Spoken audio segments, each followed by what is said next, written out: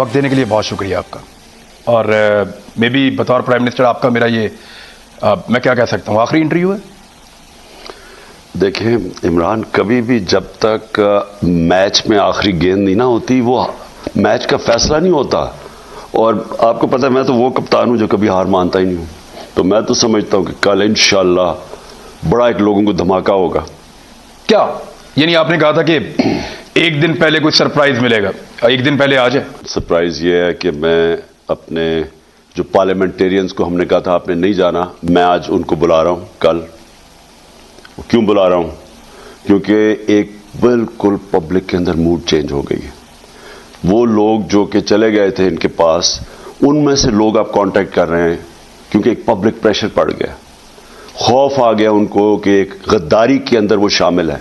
अब तो वाज़ेह हो गया ना कि ये मुल्क के खिलाफ एक बैरूनी